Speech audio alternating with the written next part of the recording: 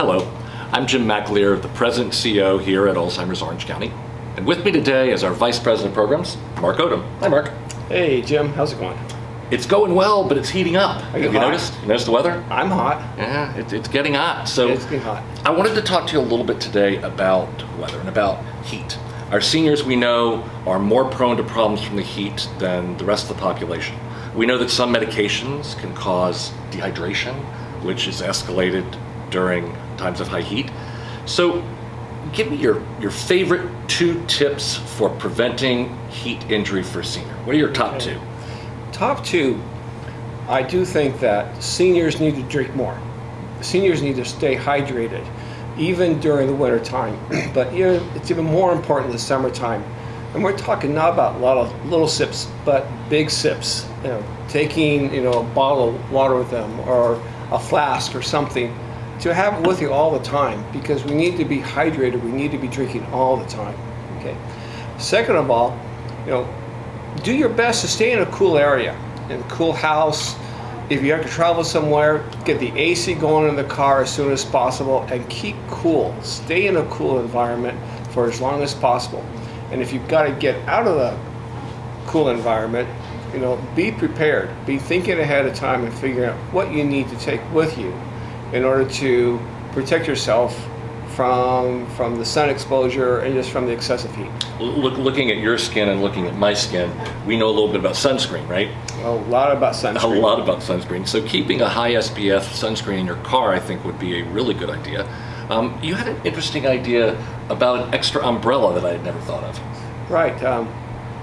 One of our public health educators here suggested that we talk about carrying an extra umbrella in the car. I mean, it's not going to rain, but with this heat, being shielded from the direct sunlight is going to be very helpful if you're out walking around.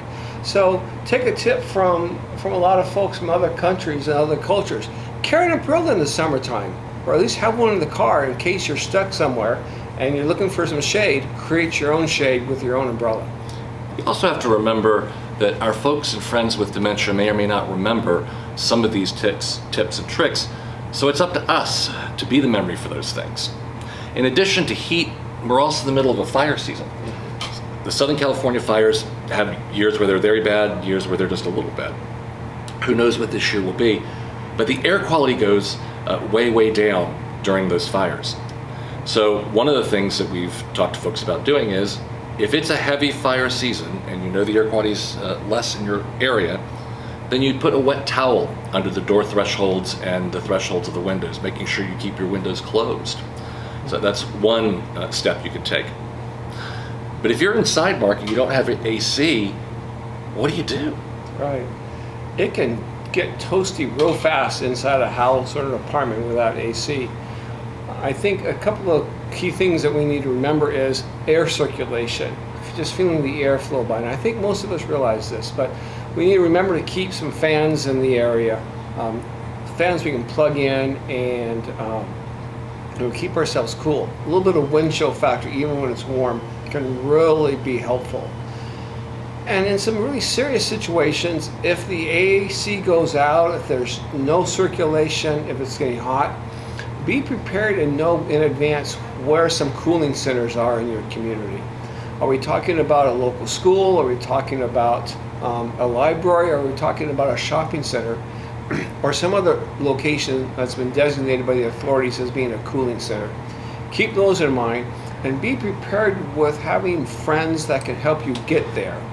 Whether you drive somebody or they drive you, have a network set up to help you get to a cooling center should the circumstances occur that we lose power or you lose the air circulation in your unit, in your home. For sure, and I know that senior centers will often provide that service. So what I'm hearing basically is get prepared, stay prepared, right? That's right. So keep the things in your car that we're discussing that you'll need. Drink lots and lots of water. It's probably a good conversation to have with your physician if you're not sure how much water you should be drinking every day. But I can pretty much guarantee you that you won't be drinking too much no matter what you're doing. Right. So stay hydrated, stay lotioned up, and carry an extra umbrella, or just a few tricks that you can use. Can you think of anything else? Well, let's see. Chapstick. or some other type of lip gloss could really be helpful, because when you get rehydrated, the lips go quickly, okay, with the hot air flowing and so forth. So take some lipstick or some chapstick along, okay, unless you're into lipstick, if that's your thing, right? But the lotion that you need, okay, realize that if it's hot outside, don't go outside. If you really have to, make it a quick trip to and from, and keep yourself cool along the way. So paying attention, making sure you're aware of your environment, the temperatures in it.